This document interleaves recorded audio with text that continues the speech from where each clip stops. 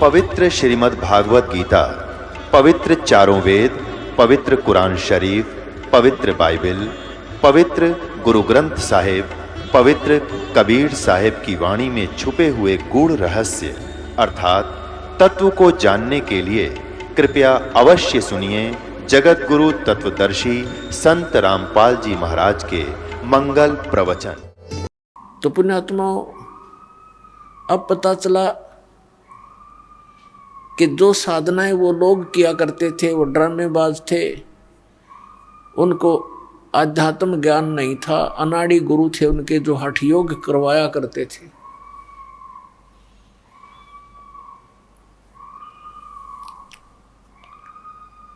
अब देखो ये गलत साधना के कारण ये क्या हालत हो रही है इस प्राणी की, जो भूत बनकर इस बहन में चिल्ला रहा है। लाउड स्पीकर भी फेल कर रखा है इसने, इतना जोर से चिल्ला रहे हैं। अपने आत्माओं, ऐसी दुर्गति प्राणियों की हम सभी की कई कई बार होली सत साधना ना मिलने से और मनमुखी मनमाने आचरण करने से हम ऐसे ही असंख्यों बार अपने जीवन को बर्बाद करके चले गए। मानुष जन्म दुर्लभ है ये मिलन बारंबार, तरवर से पत्ता टूट गिरे वो बहोर न लगता डारे। परमात्मा कहा करते, गुण तीनों की भक्ति में ये भूल पड़ो संसारे, कहे कबीर निज नाम बिना कैसे उतरो पारे। तीन देव की जो करते भक्ति उनकी कदे ना होवे मुक्ति। हमारे परमपिता परमात्मा कबीर साहिब जी 600 वर्ष पहले ये आवाज लगाया करते थे कि तीन देव की जो करते भक्ति उनकी कभू ना हो मुक्ति। गुण तीनों की भक्ति में ये भूल पड़ो संसार, कहे कबीर निज नाम बिना कैसे उतरो पारे। ये शब्द पुण्यात्माओं जो आज दास ढोल के डंके पे इंटरनेशनल चैनल पर बोल रहा है, आज से अगर 20 वर्ष पहले भी ये बोल दिए जाते तो ये खड़दू उतरवा देते नकली संत और पंथ और ये नकली मंडलेश्वर गुरु ब्राह्मण। आज शिक्षा का हमें एक विशेष लाभ ये हुआ है कि हम अपने सदग्रंथों को पहचान रहे। 600 वर्ष पहले परमात्मा ने यह सत्य बोला था, जिसका इतना बड़ा बाउंडर बनवा दिया उन नकली गुरु और पीरों ने, ब्राह्मण और मंडलेश्वरों ने, कि कबीर झूठ बोलता है। ये क्या जाने सदग्रंथों के विषय में। और वो जो परमात्मा आज से 600 वर्ष पहले कहा करते थे, जो ज्ञान परमात्मा आज से 600 वर्ष पहले बताया करते थे, आज हमारे सभी सदग्रंथों में विद्यमान पाया। परमात्मा क्या कहा करते थे, धर्मदास ये जग बोरा ना कोई न जाने पद निर्वाणा, यही कारण मैं कथा पसारा, जग से कहिए एक राम नियारा है। परमात्मा कहते थे, धर्मदास सुन अमर कहानी, अपनी महिमा हम आप बखानी। कि ये अमर कहानी सुन ले, हमने अपनी महिमा आप बतानी पड़ी। धर्मदास ये जग बोरा ना कोई न जाने पद निर्वाणा, यही कारण मैं कथा पसारा, जग से कहिए राम नियारा। यही ज्ञान जग जीव सुनावो, सब जीवों का भरम नसावो। अब मैं तुमसे कहूँ चिताई, तेरे देवन की उत्पत्ति बाई। कुछ संक्षेप कहूँ गहुराई, सब संशय तुम्हारे मिट जाई। भरम गए जग वेद पुराना, आदि राम का भेद न जाना। राम राम सब जगत बखाने, आदि राम कोई बिरला जाने। ज्ञानी सुने सो हृदय लगाई, मूर्ख सुने तो गम ना पाई। परमेश्वर कबीर साहिब जी कहा करते थे, आज से 600 वर्ष पहले परमात्मा ने ये ज्ञान अपनी प्यारी आत्मा धर्मदास साहिब जी को सुनाया था। आपको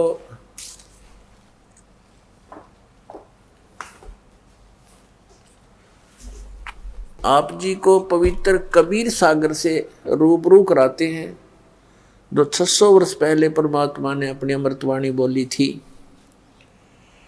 आदरणीय धर्मदास साहिब जी ने उस परम पूज्य परमेश्वर कबीर साहिब की बोली अमृतवाणी सच्चिदानंद घन ब्रह्म की वाणी लिपिबद्ध की थी।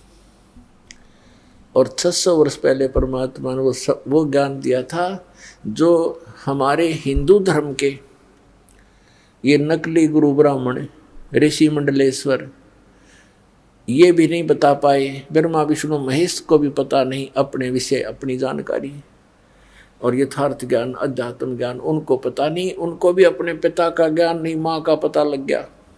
अब माँ उनको बतावे कि कौन है तो वो कहे मुझे पिता से मिलाओ, तो उसने कहना पड़ा वो निराकार है, वो दिखता नहीं भाई।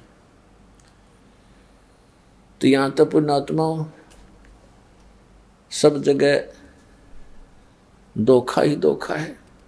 और 600 वर्ष पहले परमात्मा ने अपनी अमृतवाणी में बताया था, जो दास आपको भी सुना रहा था, पर अब इसमें दिखाऊंगा कबीर सागर में, देखिएगा। ये है पवित्र कबीर सागर, खेमरा श्री कृष्ण दास प्रकाशन बंबई से ये छपा है।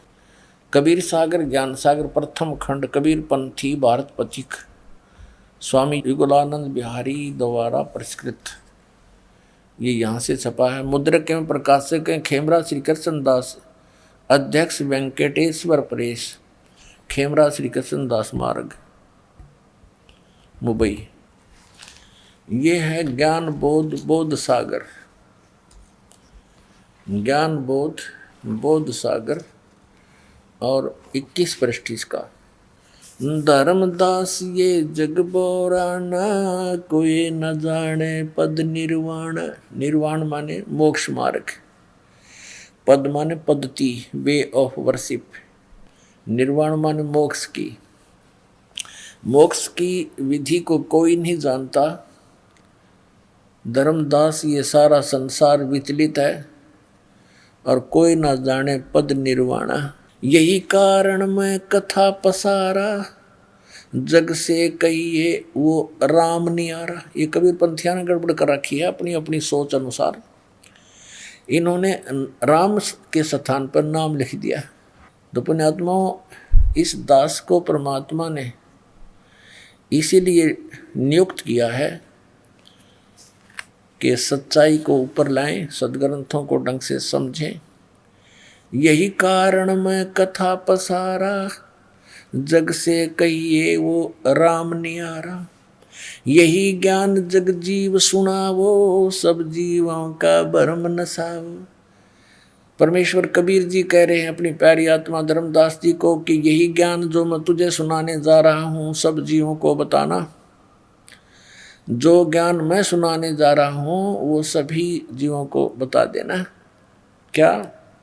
अब मैं तुमसे कहूँ चिताई, तेरे देवन की उत्पत्ति भाई। अब मैं तुमसे इन तुम्हारे तीनों देवताओं की, श्री ब्रह्मा जी, श्री विष्णु, श्री शिव जी की उत्पत्ति यानी जन्म बताता हूँ कैसे हुआ। कुछ संक्षेप कहूँ गहुराई, सब संशय तुमरे मिट जाई। भरम गए जग वेद पुराना, आदि राम का वेद न जान्या। आदि राम, राम राम सब जगत बखाने, आदि राम कोई बिरला जाने। अब देखो इन्होंने कोशिश की है मिलावट करने की, काट पीट करने की, और यहाँ स्पष्ट है देखो, राम राम सब जगत बखाने। राम राम तो सब कहते हैं, पर आदि यहाँ राम होना चाहिए था। आदि राम जो सबसे पुरातन परमात्मा है, उसके विषय में कोई बरला ही जानता है।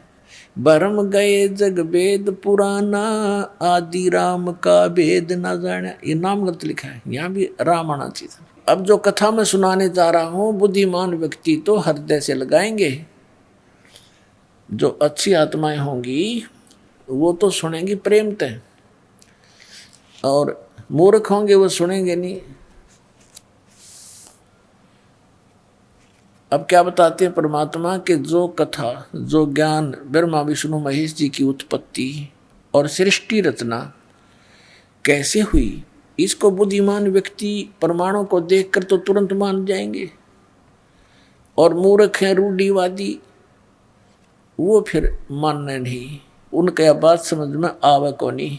क्या बताते हैं, अब मैं तुमसे कहूँ चताई, त्रिदेवन की उत्पत्ति भाई। ज्ञानी सुने सो हृदय लगाई, मूर्ख सुने तो गम ना पाई। गम माने उसका समझ में ना आवे। अब माँ अष्टंगी पिता निरंजन, ये जमदारुण वंशन अंजन। पहले कीन निरंजन राई, पीछे से माया उपजाई।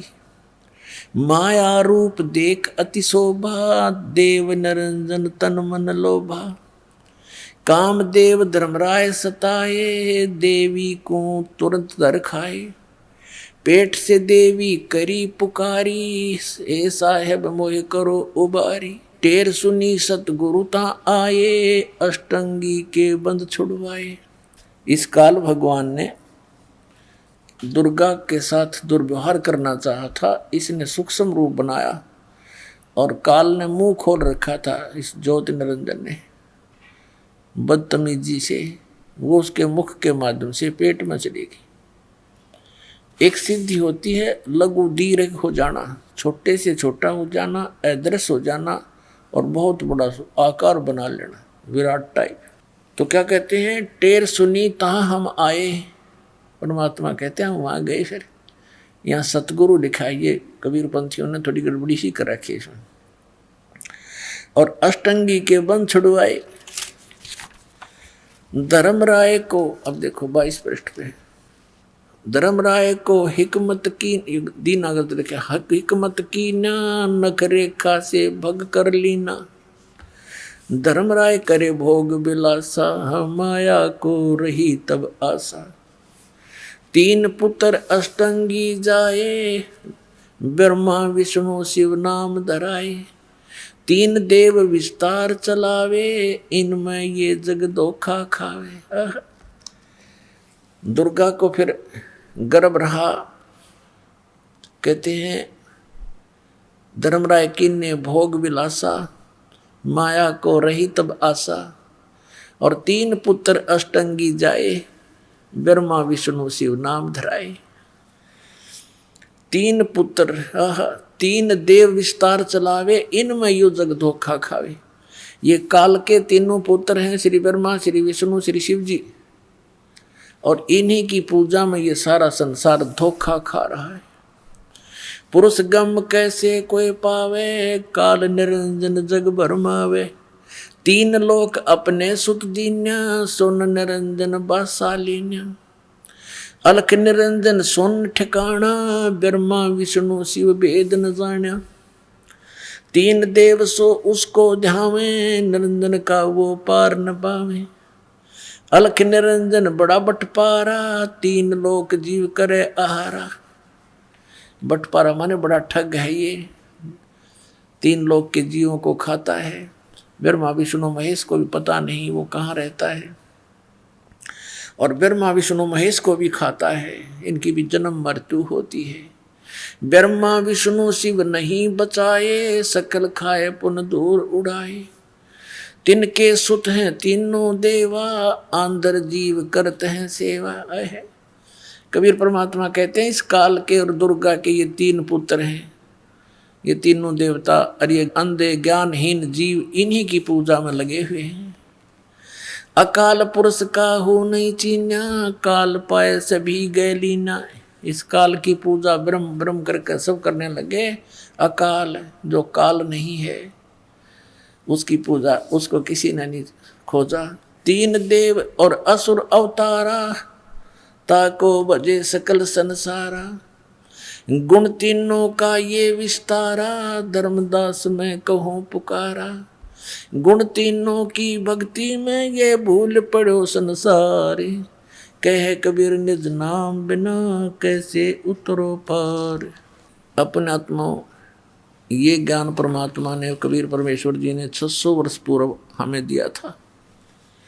उसमें हमारे गले नहीं उतरने दिया इन अज्ञानी ऋषि में ऋषियों ने, ये कहकर के ये कबीर तो अज्ञानी है, ये अक्सर ज्ञान नहीं रखता, ये क्या जाने वेदों और पुराणों के बारे में, ये सब झूठ बोलता है।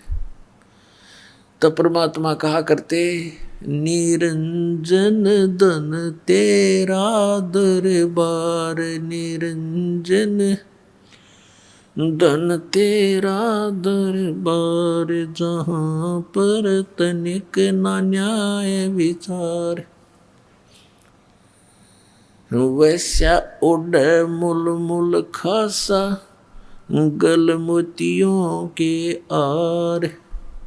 वैसा उड़ मुल मुल खासा, गल मोतियों के आर। पतिव्रता को मिले न खादी, ये सूखा नरस आहार। निरंजन धन तेरा दरबार, निरंजन धन तेरा दरबार, जहाँ पर तनिक ना न्याय विचार।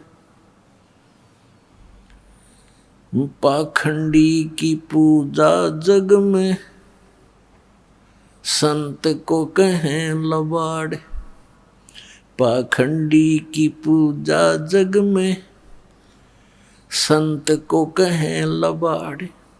अज्ञानी को परम विवेकी, ज्ञानी को मूड गंवार। निरंजन धन तेरा दरबार, निरंजन धन तेरा दरबार, जहाँ पर तनिक न न्याय विचार। कह कबीर सुनो भाई साधो, यहाँ सब उल्टा व्यवहार। कहे कबीर सुनो भाई साधो, यहाँ सब उल्टा व्यवहार।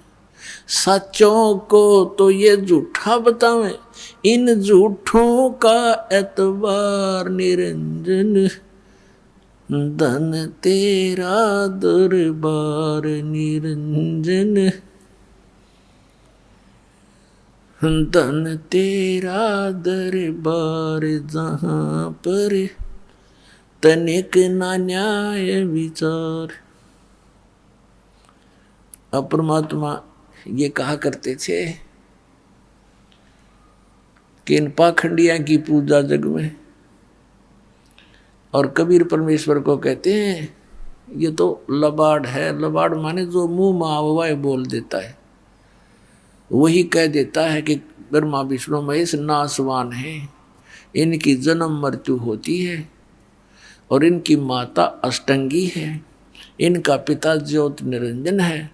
कहती है झूठा है, झूठ बोलता है, ये सदग्रंथों पुराणों को क्या जाने, क्योंकि ये संस्कृत भाषा में लिखे हैं और संस्कृत भाषा के पढ़ने का अधिकारी केवल एक ब्राह्मण वर्ग होता था। यही ऋषि होते थे, यही मैं ऋषि होते थे, मैं ऋषि दानंद जैसे नकली। और इन्होंने बट्ठा बैठा दिया। कबीर परमेश्वर 600 वर्ष पहले प्रयत्न करके गए थे, आज हम सभी सुखी हो जाते। एक भगवान होता, एक ज्ञान होता, एक ही भक्ति होती, अपनी भक्ति करके हम अपने सतलोक में चले जाते। आने वाली पीढ़ियां अभी भक्ति करके सुखी होकर के सतलोक चले जाते। तो ये तो एक यूनिवर्सिटी है ये पृथ्वी, समझो दूसरे शब्दों में। और मानव शरीर प्राप्त प्राणी इसमें प्रवेश पाए हुए हैं। तो इस यूनिवर्सिटी यानी विद्यालय में, महाविद्यालय में हमने अपनी ट्रेनिंग भक्ति, अपनी शिक्षा प्राप्त करके डिग्री प्राप्त करी और गए, अब नौकरी मिल लगी सतलोक में। अब यहाँ जिन्होंने ब्रह्म तक की पूजा की वो ब्रह्म लोक में जाकर नौकरी प्राप्त कर ली, वहाँ इनको पद मिल गया। जिन्होंने ब्रह्मा विष्णु महेश की सतर की भक्ति की वो ब्रह्मा विष्णु महेश जी के लोक में चले गए। और इनके लोक में गए हुए प्राणी फिर पुनर्जन्म को प्राप्त होते हैं। ब्रह्मा विष्णु महेश की जी की जन्म मृत्यु होती है। ब्रह्म लोक में गए हुए प्राणी भी जन्म मृत्यु में आते हैं। तो हमने अब ये कौन सी ट्रेनिंग करनी है कि जहाँ जाने के बाद फिर लौट कर कभी संसार में नहीं आते, हमने वो साधना करनी है। उसके लिए कौन इष्ट है? वो परम अक्षर ब्रह्म हमारा इष्ट है और उसका नाम कबीर देव है। अब उसकी भक्ति करेंगे हम, सतलोक चले जाएंगे। अपना आत्मा अब भगवान का पता चलेगा आपको, क्योंकि हमने परमात्मा को पहचानना है। आज से 600 वर्ष पहले, सन 1398 से और सन 1518 तक 120 वर्ष परमेश्वर पूर्ण ब्रह्म इस धरती पर एक जनसाधारण की भूमिका करते हुए एक रोल कर रहे थे कि तुम इतने गरीब बनकर रहो, यहाँ की इस नकली महिमा की तुम्हें चाह नहीं हो, तो आप पृथ्वीपति हैं। और जो पृथ्वीपति बनना चाहते हैं वो खाकपति हैं, लास्ट में उनके पास खक नहीं होता। और ये पृथ्वी तो काल की है, इसने धोखा देने के लिए यहाँ पर ये नकली सुख दे रखा है, इससे बचना पड़ेगा। और कहते हैं परमात्मा में विश्वास दृढ़ कराने के लिए दिखाया मालिक ने रोल करके कि जिस प्रकार मैं साधना करता हूँ, अन्य देव की पूजा नहीं करता हूँ, कबीर परमेश्वर जी ने बताया। और कोठी बंगले भी मेरे पास नहीं, मेरा कोई व्यापार बिजनेस नहीं, कपड़ा बुनकर कति निर्धन व्यक्ति जैसा एक आचरण किया। हमें विश्वास दृढ़ कराने के लिए कि घना धन भी आवश्यक नहीं। कोई नहीं सोचे घना धन हो, घना दान कर दूं, इसीलिए मैं मोक्ष प्राप्ति कर लूँगा, फिर तो गरीबों का नंबर आता ही नहीं। लेकिन ऐसा भी नहीं है कि दान करने वाले या घने धनी लोग भी पार ना होंगे। आत्मा निर्मल हो और समर्पित हो परमात्मा पर, दोनों पार। पार तो मोक्ष भक्ति ने करना है और भक्ति के साथ साथ मर्यादा अनिवार्य है। तो परमात्मा ने यही बताना चाहा था कि ये माया अच्छी नहीं।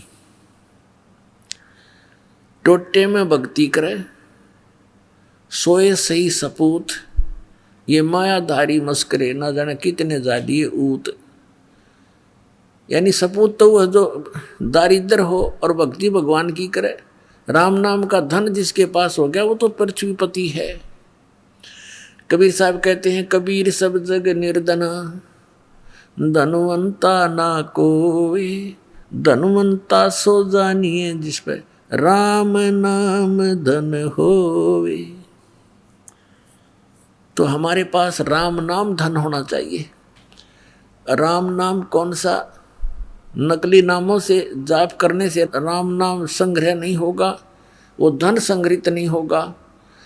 ओरिजिनल नाम हो, पूर्ण गुरु हो, पूर्ण परमात्मा की शरण हो, तब हमारा राम नाम का धन इकट्ठा होगा। परमात्मा ने 600 वर्ष पहले कहा था, अब मैं तुमसे कहूँ चिताई, तेरे देवन की उत्पत्ति वाई। तेरे ब्रह्मा विष्णु महेश का जन्म बता दूं। माँ अष्टंगी पिता निरंजन, ये जमदारू वर्षन अंजन। पहले कीन निरंजन राई, पीछे से माया उपजाई, माया रूप देख अति शोभा, देव निरंजन तन मन लोभा। कामदेव धर्मराय सताए, देवी को तुरंत धर खाए। फिर क्या बताते हैं कि 3 पुत्र अष्टंगी जाए और ब्रह्मा विष्णु शिव नाम धराए। 600 वर्ष पहले मालिक ने बोल रखी ये वाणी आपके रूबरू कराई, आज की लिखी हुई नहीं और आज की कोई मनगढ़ंत कहानी नहीं पुण्यात्माओं। तो अब हम पहचानेंगे अपने भगवान को कि वो परमात्मा थे जिन पुराणों को हमारे हिंदू धर्म के गुरु नहीं जान सके। ये नकली और परमात्मा का विरोध करा दिया उस समय, ऐसा जालिम विरोध करा दिया कबीर भगवान का इन नकलियों ने, क्योंकि हम अशिक्षित थे और इनको वेदों और पुराणों के ज्ञाता माना करते थे। इन खख नहीं आवा था वेदों और पुराणों का। उस परमात्मा को उबलते हुए तेल के कढ़ाई में डलवा दिया इन लोगों ने, सरसों का तेल उबलवा के, और चारों तरफ से दबाव दे दिया राजा पर, और परमात्मा को उस उबलते हुए सरसों के तेल के कढ़ाई में मारना चाहा, लेकिन मालिक थे बैठ के जाकर आराम थे। हर देख रहे हैं ठाठ से भगवान को, आए है अविनाशी थे वह, अविनाशी परमात्मा है वो, अमर प्रभु हैं। कुछ नहीं हुआ, बैठे बैठे देखते रहे। सिकंदर लोधी ने सोचा कि भगवान कबीर साहब जी को कुछ नहीं हुआ तो तुझे क्या होगा। मना करते करते उंगली देकर तेल की उष्णता चेक करनी चाहिए। परमात्मा ने कहा था कि इसमें हाथ ना दिए राजा, उंगली नहीं खोजी नहीं मिलेगी तेरी उंगली, क्योंकि शेख तकी जो सिकंदर लोधी के धार्मिक गुरु थे वो महान दुष्ट था। उसने कह दिया कि ये जादू तंत्र जानता है, इसने तेल की तासीर ठंडी कर दी, ये उबलता उबलता नजर आ रहा है, ये उष्णता नहीं रही। तो सिकंदर लोधी ने सोचा ला मैं उंगली देकर चेक कर लूँ थोड़ी सी, फिर निकाल लूंगा जल्दी सी। अब जो ही सिकंदर लोधी ने उंगली डाली, जितनी उंगली उस उबलते हुए सरसों के तेल में गई थी उतनी उंगली चढ़ देसी चढ़ चढ़ करके और कट के अलग होगी। राजा बेहोश हो गया। जब परमात्मा बाहर आए, वो पहले तो छींटे छाटे मार कर जीवित किया पानी के ठंडे पानी से, तो होश में आते ही फिर वो पीड़ा घनी थी, फिर बेहोश हो गया। फिर दोबारा सचेत किया, परमात्मा ने पकड़ के वो उंगली पूरी कर दी, कटी हुई नहीं। बोलो सतगुरुदेव।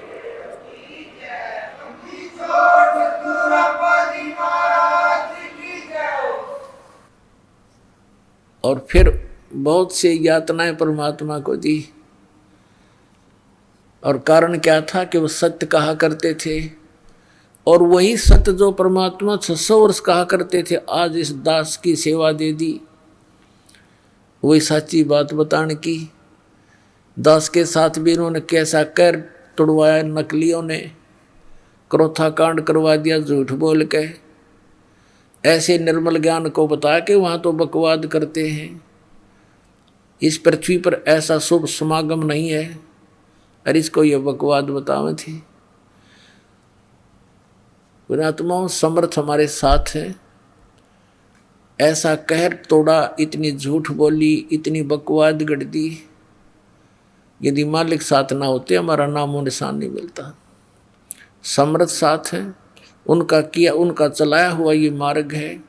इस मार्ग में, परमात्मा के मार्ग में जो अवरोध पैदा करता है वो अंधा गधा है। एक अंधा गधा था, रेल की पटड़ी पर खड़ा बेचारा, उधर से गाड़ी आ रही थी। अंधे गधे ने सोचा तुझे कोई छेड़छाड़ करने के लिए आ रहा है। जिधर से गाड़ी आने की आहट आ रही थी उसी तरफ उसने अपने पिछले पैर कर लिए और तैयारी पकड़ ली कि ये मुझे डिस्टर्ब करने वाला निकट आएगा तो दोनों दुलत्ती मारूंगा।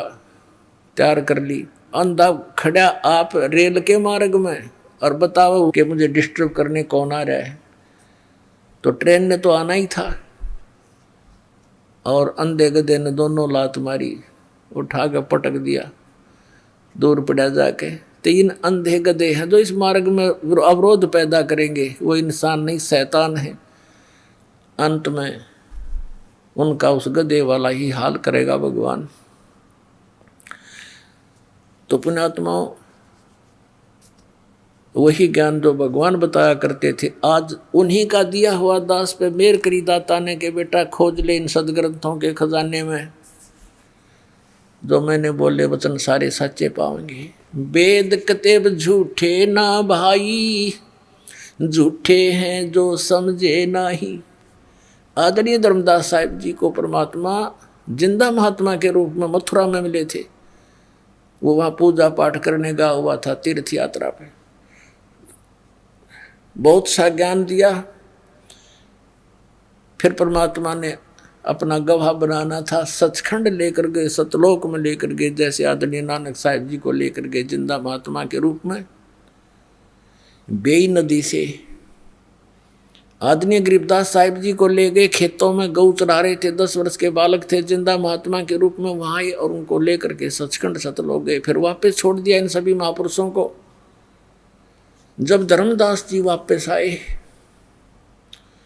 पहले वो भले परमात्मा से ज्ञान सुना भी करते थे, लेकिन अंदर जगह ना बन रही थी, क्योंकि ये कथा सुनाने वाले एक कबीर परमेश्वर, भ्रमित करने वाले करोड़ों। तो धर्मदास जी पहले भी यही सोचा करते थे कि शायद वेदों में, किताबों में, पुराणों में जो लिखा वो सच्चा ही होगा, जो ये ब्राह्मण गुरु और ऋषि मंडलेश्वर बता रहे हैं। जब आंखों देखा ऊपर सारा कुछ कि ब्रह्मा विष्णु महेश की सतिथि क्या है, तो जन्म मृत्यु होती है, उनसे वार्ता कराई भगवान ने ले जा करके उनसे। जैसे आदरणीय नानक साहिब जी मर्दाना और बाला को साथ लेकर के ऊपर के लोकों में जहाँ तक ये पहुँच सकते थे वहाँ तक गए, उनसे वार्ता की और उनके सामने करवाई ताकि ये समझ सकें कि सच्चाई क्या है। तो ऐसे ही धर्मदास जी को सब ब्रह्मांड चेक दिखाकर तीसरे दिन वापस छोड़ा था। फिर धर्मदास जी ने कहा था, हे परमात्मा, इसका मतलब तो ये सिद्ध है कि वेद और कतेब झूठे हैं, जो उनमें लिखा है कि ब्रह्मा विष्णु महेश सर्वेश्वर हैं। वेदों में ब्रह्मा विष्णु महेश को सर्वशक्तिमान बताया है, अजर व अमर बताया है। तो परमात्मा ने कहा, वेद कतेब झूठे नहीं भाई, झूठे हैं ये समझे ना ही। ये झूठ बोलना है कि वेदों में ब्रह्मा विष्णु महेश सर्वशक्तिमान है। ये झूठ बोलते हैं कि पुराणों में कहीं नहीं लिखा कि उनकी जन्म मृत्यु होती है। ये पुस्तक आपके सदग्रंथ सच्चे हैं, लेकिन ये इनको समझ नहीं सके, इसलिए ये बताने वाले तुम्हारे गुरु झूठे हैं। अब उन झूठे गुरुओं की देख दिखाऊं आपको, निरी झलक, एक नहीं गुणीय झलक दिखाऊंगा। देखिएगा पवित्र शिव पुराण, ये गीता प्रेस गोरखपुर से प्रकाशित है, सचित्र मोटा टाइप, केवल हिंदी। संपादक है हनुमान प्रसाद पोदार। और ये प्रकाशित कहाँ से है? प्रकाशक एवं मुद्रक हैं गीता प्रेस गोरखपुर, गोविंद भवन कार्यालय कोलकाता का संस्थान। इसके आपको 98वें पृष्ठ पर ले चलते हैं। रुद्र संहिता 98वां पृष्ठ, संक्षिप्त शिव पुराण, यह है रुद्र संहिता। और हम यहाँ से नीचे से शुरू करेंगे, यहाँ से। ये 5वां अध्याय के अंत में यहाँ से लिंक हो जाएगा आगे का जो हम पढ़ना चाहते हैं। अपने पुत्र नारद की यह बात सुनकर लोक पिता मह ब्रह्मा वहाँ इस प्रकार बोले। नारद ने सृष्टि रचना के बारे में पूछा। ब्रह्मा जी को जैसा ज्ञान था वो ऐसे यहाँ सुनाया 6ठे अध्याय में रुद्र संहिता और पृष्ठ नंबर 99 पर। ब्रह्मा जी ने कहा, ब्रह्मन देव शिरोमणे, तुम सदा समस्त जगत के उपकार में लगे रहते हो। तुमने लोगों के हित की कामना से बहुत उत्तम बात पूछी है। जिस समय समस्त चराचर जगत नष्ट हो गया था, सर्वत्र अंधकार ही अंधकार था, उस समय तत् सद ब्रह्म, इस श्रुति में जो सत सुना जाता है एकमात्र वही शेष था। 100 पृष्ठ पे जिस परब्रह्म के विषय में ज्ञान और अज्ञान से पूर्ण उक्तियों द्वारा इस प्रकार विकल्प किए जाते हैं, उसने कुछ काल के बाद द्वितीय की इच्छा प्रकट की। उसके भीतर एक से अनेक होने का संकल्प उदित हुआ। तब उस निराकार परमात्मा ने अपनी लीला शक्ति से अपने लिए मूर्ति माने आकार की कल्पना की। फिर वो क्या बना देखिएगा, जो मूर्ति रहित परम ब्रह्म है उसकी मूर्ति भगवान सदाशिव है। ये सदाशिव कौन है? ये काल है, आगे पता लगेगा। ये ब्रह्म है, ब्रह्मा विष्णु महेश का पिता है। अर्वाचीन और प्राचीन विद्वान उन्हीं को ईश्वर कहते हैं। उस समय एकाकी रहकर स्वेच्छानुसार विहार करने वाले उन सदाशिव ने अपने विग्रह से स्वयं ही एक स्वरूप भूता शक्ति की सृष्टि की। विग्रह माने शरीर से। अब ये ब्रह्मा विचलित है। कबीर परमात्मा ने इनको ज्ञान देने की चेष्टा भी की थी, पर उनसे सुना हुए ज्ञान को दूसरी तरह घुमाकर बता रहा है कि सदाशिव ने अपने शरीर से एक स्त्री की उत्पत्ति की, जो उनके अपने श्रीअंग से कभी अलग होने वाली नहीं थी। उस पराशक्ति को प्रधान प्रकृति गुणवती माया जो काल के शरीर से निकली, उसके क्या नाम है? बुद्धि तत्व की जननी तथा विकार रहित बताया है। वह शक्ति अंबिका कही गई है। उसी को प्रकृति, दुर्गा को प्रकृति भी कहते हैं, ये याद रखना। सर्वेश्वरी त्रिदेव जननी ब्रह्मा विष्णु महेश की जन्म देने वाली तीनों की माता, नित्य और मूल कारण भी कहते हैं। सदाशिव द्वारा प्रकट की गई उस शक्ति के 8 भुजाएं हैं। हो गया स्पष्ट कि ये माँ अष्टंगी पिता निरंजन, ये जमदारुण वंशन अंजन। 3 पुत्र अष्टंगी जाए, ब्रह्मा विष्णु शिव नाम धराए। और आगे देखिए कंसेप्ट। नाना प्रकार के आभूषण उसके श्रीअंगों की शोभा बढ़ाते हैं। वह देवी नाना प्रकार की गतियों से संपन्न है और अनेक प्रकार के अस्त्र शस्त्र धारण करती है। हो गया स्पष्ट कि काल के शरीर से कौन निकली? या निकली, देखो या निकली, या अष्टंगी है और 8 अंगों में अस्त्र शस्त्र धारण करती है। ये देखिएगा, ये निकली अष्टंगी, 8 भुजाओं वाली, इसको अष्टंगी कहते हैं। अब हम शिवपुराण पढ़ रहे हैं, ये देखिएगा। उसको प्रकृति भी कहते हैं और उसकी 8 भुजाएं हैं। अष्टंगी है, वो तीनों देवताओं की माता है और वो अनेक प्रकार के अस्त्र शस्त्र धारण करती है। एकाकिनी होकर भी वह माया संयोग वसात अनेक हो जाती है। वे जो सदा शिव हैं उन्हें परम पुरुष ईश्वर शिव शंभु और महेश्वर कहते हैं। अब देखना, ये रुद्र संहिता का अब हम 6ठा अध्याय पढ़ रहे हैं, 101 पृष्ठ पे। अब ये क्या कि वे अपने सारे अंगों पर भस्म रमाए रहते हैं। वो सदाशिव के हैं, जिसको इस पृष्ठ पे यहाँ भगवान सदाशिव हैं। अर्वाचीन और प्राचीन विद्वान उसी इन्हीं को महेश्वर कहते हैं। ये कौन है? वे अपने सारे अंगों पर भस्म रमाए रहते हैं। उन काल रूपी ब्रह्म ने, इसको काल कहो चाहे ब्रह्म कहो, सरपुरुष कहो, और गीता ज्ञानदाता यही है, श्री कृष्ण में प्रवेश करके बोल रहा है। उन काल रूपी ब्रह्म ने एक ही समय शक्ति के साथ है, यो नाथ नहीं, शक्ति के दुर्गा के साथ शिवलोक नामक अक्षेत्र का निर्माण किया था। उस उत्तम अक्षेत्र को काशी कहते हैं। वे प्रिया और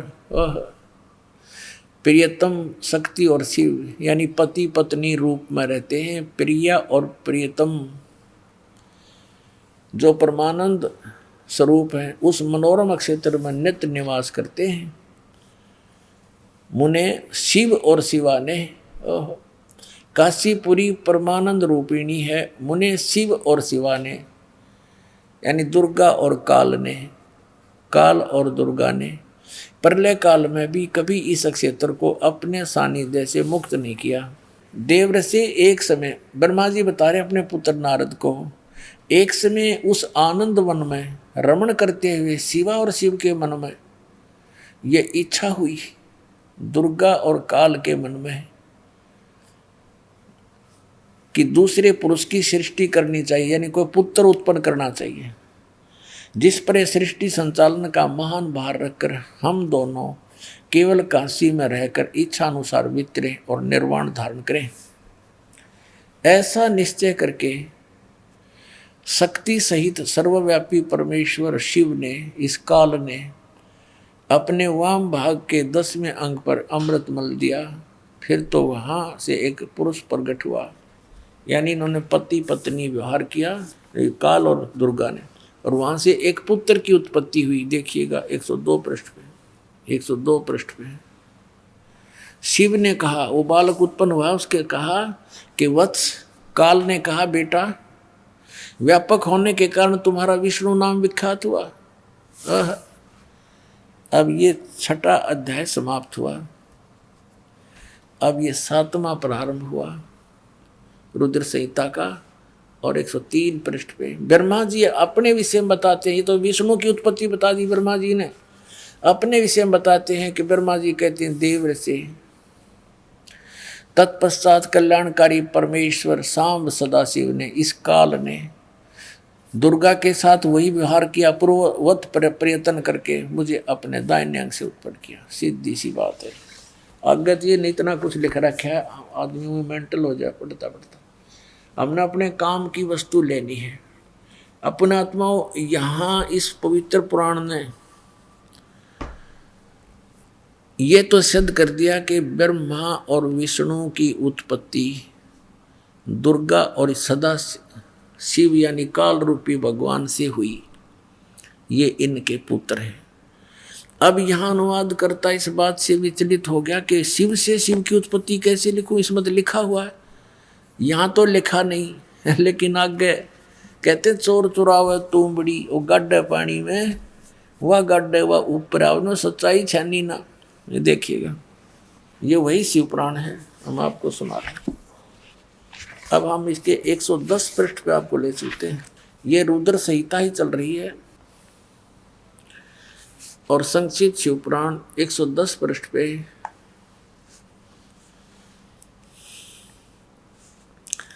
यह लिखा कि इस प्रकार ब्रह्मा विष्णु और रुद्र इन 3 देवताओं में गुण हैं, परंतु शिव ये काल, ये इनसे न्यारा कहा गया, गुणातीत माने गए, इनसे भिन्न है। गीता जी अध्याय नंबर 7 के श्लोक नंबर 12 में ये कहता है कि तीनों गुणों, रजगुण सतगुण तमगुण से जो कुछ भी हो रहा है इसका निमित्त कारण मैं ही हूँ, लेकिन मैं इनमें नहीं और ये मुझ में नहीं। तो यहाँ भी ये स्पष्ट किया है कि वो इनसे न्यारा है। अब यहाँ भी कंसेप्ट क्लियर नहीं हो पाया कि भी रुद्र भी कह दिया। अब यहाँ आप दिखाते हैं आपको, प्रश्न नंबर 24 पर आते हैं शिव पुराण के। ये देखो, एक समय क्या हुआ, ब्रह्मा और विष्णु जी का आपस में इस बात पर युद्ध हो गया कि ब्रह्मा जी कहता है विष्णु जी को कि मैं तेरा बाप हूं, तेरी उत्पत्ति मुझसे हुई है क्योंकि मैं सबकी सृष्टि करता हूं। विष्णु जी कहने लगे नहीं, मैं तेरा पिता हूं, तू मेरी नाभि कमल से उत्पन्न हुआ है। ये कारण क्या होता है कि जिन महापुरुषों ऋषियों ने साधना करी, हठ योग करके समाधिस्थ हुए, तो इस काल भगवान ने किसी को तो ब्रह्मा के रूप में दर्शन दे दिया, क्योंकि उसने स्वयं प्रतिज्ञा कर रखी है कि मैं किसी के सामने अपने वास्तविक रूप में नहीं आऊँगा। तो ये कभी अपने पुत्र ब्रह्मा के रूप में दर्शन दे देता समाधि दशा में। तो जिस ऋषि ने समाधि दशा में ब्रह्मा जी के रूप में काल के दर्शन हो गए, उसने डंडोरा पीट दिया, मुनादी कर दी और ब्रह्मा जी के पास आकर कहने लगे, हे भगवान आप तो खुद परमात्मा हो, मैंने साधना करके आपको खोज लिया है, हर ब्रह्मा जी को पता भी कोई नहीं क्या कह रहे हैं, लेकिन एक ने, दो ने, 10 ने ऐसे कहा तो ब्रह्मा जी फूल गए, चौकस हो गए, सचमुच मैं ही भगवान हूं फिर तो। ऐसे ही किसी को विष्णु जी के रूप में दर्शन दे दिए तो वो विष्णु जी को कहता है कि ये खुद भगवान है, अपने को छुपाए बैठे हैं, ये तो परम पिता है, मैंने समाधि दशा में इनके दर्शन हो गए, मैंने खोज लिया भगवान ये परमात्मा है। ऐसे ही किसी को उसने शिव रूप में दर्शन दे दिए, अपने पुत्र तमोगुण शिव के रूप में, तो उन ऋषियों ने भगवान शिव को भगवान सिद्ध कर लिया। तो इनका न्यो भ्रम बन गया, इस भ्रम के कारण दोनों की लड़ाई होगी। इन दोनों का युद्ध समाप्त करने के लिए इस काल भगवान ने, ब्रह्म ने ऊपर से एक लिंग छोड़ दिया तेजों में, स्तंभ, और ये लड़ना तो भूल गए, उसकी खोज में लग गए।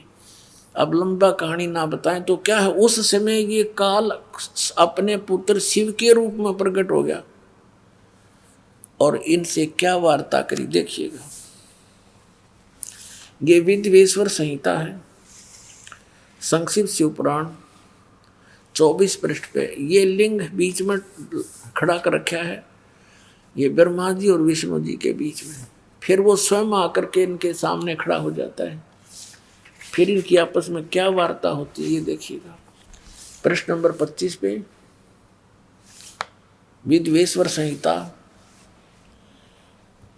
ब्रह्मा और विष्णु ने पूछा, प्रभो इस काल से पूछा, सृष्टि आदि 5 कर्तों के लक्षण क्या है, यह हम दोनों को बताइए। भगवान शिव बोले, मेरे कर्तव्यों को समझना अत्यंत गहन है, तथापि मैं कृपा पूर्वक उनके विषय में बता रहा हूँ। ब्रह्मा और विष्णु सृष्टि, पालन और संहार, तिरोभाव और अनुग्रह, ये 5 ही मेरे जगत संबंधी कार्य हैं जो नित्य सद है। संसार की रचना जो आरंभ है उसी को सर्ग या सृष्टि कहते हैं। यहाँ क्या कहता है, पुत्रों, ब्रह्मा और विष्णु को कह रहा, पुत्रों तुम दोनों ने तपस्या करके कहता तुमने तपस्या कर ली और मन प्रसन्न होकर दे दिए। बता, इनने का जूत, इनने का सिर, ठेकेदारी आप ले रहा। कहता तुमने तपस्या कर ली और मन खुश होकर दे दिए, तेरा बीच में कह रहे गए तपस्या करके अपना मेहनत मजदूरी करके प्राप्त किए। फिर भी देखो पुत्रों, तुम दोनों ने तपस्या करके प्रसन्न हुए मुझ परमेश्वर से सृष्टि और सतिथि नामक 2 कृत, ये 2 पोस्ट, 2 पद प्राप्त किए हैं, ये तुम बहुत प्रिय। इसी प्रकार मेरी विभूति स्वरूप रुद्र और महेश्वर ने है, यो मैं नहीं है, ने 2 अन्य उत्तम कृत्य संहार और तिरोभाव मुझसे प्राप्त किए, परंतु अनुग्रह नामक कृत दूसरा कोई नहीं पा सकता। अब देखो, अब क्या हो गए, 2 तो ये हो गए ब्रह्मा और विष्णु, इसने सृष्टि और सतिथि नामक के 2 जॉब मिल गई, और रुद्र और महेश्वर ये 4 हो गए, और 5वां यू बोलनिया। इतना स्पष्ट हो गया अपना आत्मा।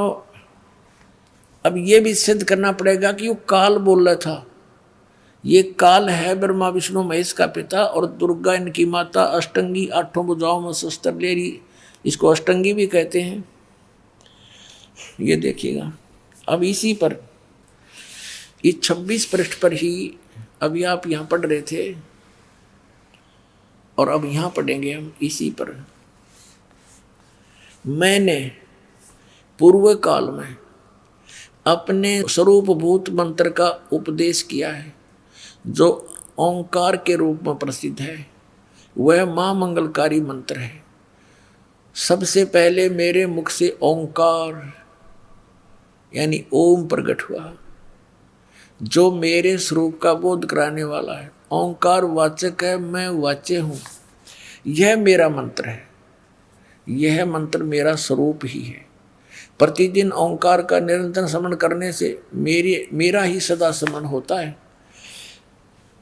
मेरे उत्तरवर्ती मुख से अकार का, पश्चिम मुख से उकार का, दक्षिण मुख से मकार का, यानी ए, उ और मैं, जिससे ये ओम बनता है, और पूर्ववर्ती मुख से बिंदु, ये जो ओम है इसके विषय बता रहा कि यू ए ओ और यू पर बिंदु तथा मध्यवर्ती मुख से नाद का प्राकाट्य हुआ है। इस प्रकार 5 अवयवों से युक्त ओंकार का विस्तार हुआ। इन सभी अवयवों से, इन सभी पार्टों से ए ऊ में बिंदु और इस बिंदु से नाद से कहते ये एकीभूत होकर यह प्रणव ओम नामक एक अक्षर हो गया। ये ओम नामक एक अक्षर है ओम, इसको ओंकार कहो, इसको ओम कहो, और चाहे ऐसा लिखकर इसको एक अक्षर ओम कहो। ये ओम है, एक अक्षर हो गया, और ये मेरा मंत्र है। असली मंत्र कहता है ये है मेरा। अपने आत्माओं यहाँ इन्होंने ओम नमः शिवाय ये 5 अक्षर मंत्र बता दिया। ये कहीं भी मूल संस्कृत में ये नहीं, इसलिए इन्होंने अलग भाषा में लिखा है, और हमने इसको ना समझ कर इन ज्ञानियों द्वारा अनुवाद किया हुआ इसका रट लगा दिया, जबकि ये कोई मंत्र नहीं है ओम नमः शिवाय। ना गीता जी में, ना वेदों में, ना श्रीमद् भगवत गीता में, ना पवित्र 4 वेदों में। तो ये मनमुखी आचरण के नाम हैं जो हमें यूजलेस थे, कोई लाभ नहीं हुआ। पुण्यात्मा, परमात्मा ने जो 600 वर्ष पहले ज्ञान दिया था, आज वही ज्ञान हमारे सदग्रंथों में विद्यमान है। तो भगवान कौन है? Kabir is God, Kabir is God. उस परमात्मा को जिसको ये निरक्षर बतावे थे, ये अक्षर नहीं जानता, शिक्षा नहीं जानता, ये क्या जाने वेदों के बारे में। 600 वर्ष पहले मालिक ने बोला था, इन पुराणों ने स्पष्ट कर दिया, और परमात्मा ने ये भी कंसेप्ट क्लियर कर दिया था, धर्मदास ये वेद कतेब झूठे नहीं है, पुराण झूठी नहीं है। झूठे तो ये हैं जो इनको समझ ना रहे, बकवाद घड़न लग रहे, अज्ञानी है सारे, काल ने इनकी बुद्धि बांध रखी है, रोज पढ़ने समझ में आती नहीं। ये तो परमात्मा ने दया करी पुण्यात्माओं अपने पे है, और ये अनमोल रत्न अपने हाथ लाग गया। गरीब की इसने छोड़ने हम, ये तो मुश्किल तो दाव लग गया। श्रीमद् भगवत गीता अध्याय नंबर 8 के श्लोक नंबर 13 में गीता ज्ञानदाता कहता है कि ओम इति एकाक्षरम ब्रह्म व्यवहारन मामनुसमरण ये प्रयाति तजंदेहम स याति परमाम गतिम। गीता ज्ञानदाता श्री कृष्ण जी में प्रवेश करके ये काल बोल रहा है कि मुझ ब्रह्म का, ये ब्रह्म बोल रहा है, मुझ ब्रह्म का ओम इति एकाक्षरम, ये केवल यह एक ओम अक्षर है। व्यवहारण माने उच्चारण करके, अनुसमरण माने समरण करण का, और ये प्रयाति तजंदेहम जो ओम नाम का जाप करता हुआ शरीर त्याग कर जाता है, स याति परमाम गतिम, वह परम गति को प्राप्त होता है। अपने आत्माओं, अब परमात्मा कौन है? कबीर। और कबीर कौन है? वो परम पूज्य परमात्मा जो जुलाहा धारण की भूमिका करके 120 वर्ष तक इस पृथ्वी पर रहे और काशी के अंदर प्रगट रहे। सह शरीर आए थे, सह शरीर चले गए थे। अब आपको थोड़ी झलक दिखाता हूँ, ये देखिएगा। श्रीमद् भगवत गीता जयदयाल गोविंद का इसके अनुवादक हैं, और गीता प्रेस गोरखपुर से प्रकाशित है। 8वां अध्याय, ये श्लोक नंबर 13। ओम इति एकाक्षरम ब्रह्म व्यवहारन माम अनुसमरण ये प्रयाति तजंदेहम स याति परमाम गतिम। माम ब्रह्म, मुझ ब्रह्म का ओम इति एकाक्षरम, ओम यह एक अक्षर है, माम ब्रह्म का व्यवहारन यानी उच्चारण करके, अनुसमन समन करता हुआ, यह प्रयाति तजंदेहम जो शरीर त्याग कर जाता हुआ, इसका सेवन करता हुआ और जाता है, स याति परमाम गतिम, वो परम गति को प्राप्त होता है। कौन सी परम गति से? ओम नाम के जाप से जो लाभ होना है वो क्या है? ब्रह्म गति, वो ब्रह्मलोक प्राप्ति है। और ब्रह्मलोक में गए हुए प्राणी भी जन्म मृत्यु में रहते हैं। ये देखिएगा 8वें अध्याय का, ब्रह्मलोक में गए हुए प्राणी भी पुनर्वृत्ति में हैं। यह लिखा है कि अर्जुन ब्रह्मलोक पर्यंत, यानी ब्रह्मलोक में गए हुए सब तक, ये ब्रह्मलोक तक सभी लोग पुनरावृत्ति में हैं। वहाँ गए, इन पुनरावृत्ति का ये शटार लगा के उन्होंने नीचे विवेचन किया है, अर्थात जिनको प्राप्त होकर पीछे संसार में आना पड़े ऐसे। हे अर्जुन, ब्रह्मलोक पर्यंत सब लोग पुनरावृत्ति में है, परंतु कौनते मुझको प्राप्त होकर पुनर्जन्म नहीं होता। ये अनुवाद गलत कर दिया इन्होंने, क्योंकि बुद्धि कमजोर थी। इसका अर्थ है कि अर्जुन, ब्रह्मलोक तक सभी लोग पुनरावृत्ति में है, वहाँ गए प्राणी भी वापस आते हैं, जन्म मृत्यु में आते हैं। और न विद्यते, विद्य माने जानना भी होता है। इस अक्षर का एक ही अर्थ नहीं होता। विद्य धातु है, विद्या जानना। जो ये नहीं जानते तो मुझे माम उपेत तू, मुझे प्राप्त होकर भी हे अर्जुन कुंती पुत्र उनका पुनर्जन्म होता है। यदि हम इसका ये इन वाला अर्थ करें तो फिर देखिएगा पुण्यात्मा, अध्याय नंबर 4 के और श्लोक नंबर 5 और 9 में, गीता अध्याय नंबर 2 के श्लोक नंबर 12 में, और अध्याय नंबर 10 के श्लोक नंबर 2 में स्पष्ट क्या कर दूं, तेरे और मेरे बहुत जन्म हो चुके, तू नहीं जानता मैं जानता हूं। तो फिर ये कहना कि मुझे प्राप्त होकर उनकी जन्म मृत्यु नहीं होती, ये अनुवाद गलत है। ये देखिएगा अध्याय नंबर 4 का और श्लोक नंबर ये 5 है, यहां से शुरू होता है। बहुनानी यहां से पढ़ेंगे हम। हे प्रणतम अर्जुन, मेरे और तेरे बहुत से जन्म हो चुके हैं, उन सबको तू नहीं जानता मैं जानता हूं। सीधा हो गया कि मेरे और तेरे बहुत से जन्म हो चुके हैं, इसका मतलब ये नासवान है। फिर 9 में, यही 8वें अध्याय का 9वां श्लोक यहाँ पर है। अर्जुन, मेरे जन्म और कर्म दिव्य अर्थात निर्मल और अलौकिक है। दिव्य हैं, अलौकिक है। इस प्रकार जो मनुष्य तत्व से जानता है, जानने वाला शरीर को त्याग कर फिर जन्म को नहीं प्राप्त होता, किंतु मुझे ही प्राप्त होता है। अब यहाँ भी इन्होंने अपने हिसाब से बताया कि उनका पुनर्जन्म होता है।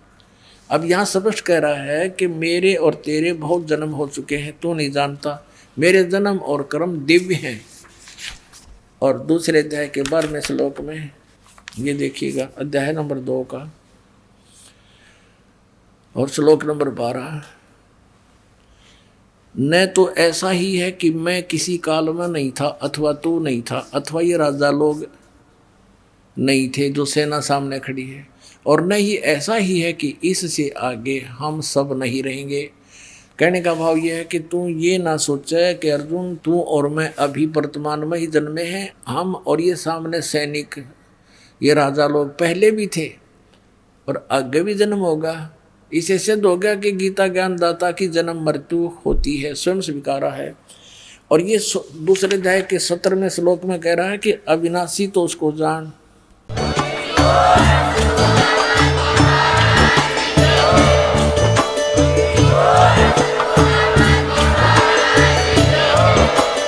आप सुन रहे थे जगत गुरु तत्वदर्शी संत रामपाल जी महाराज जी के मंगल प्रवचन। अधिक जानकारी के लिए विजिट कीजिए हमारी वेबसाइट www.jagatgururampalji.org। संत रामपाल जी महाराज जी के शुभ आशीर्वाद से पूरे विश्व भर में 500 से भी ज्यादा नाम दीक्षा केंद्र हैं, जिन पर संत रामपाल जी महाराज जी द्वारा ऑनलाइन निशुल्क नाम दीक्षा दी जा रही है। अपने नजदीकी नाम दीक्षा केंद्र का पता करने के लिए संपर्क करें 8222880541।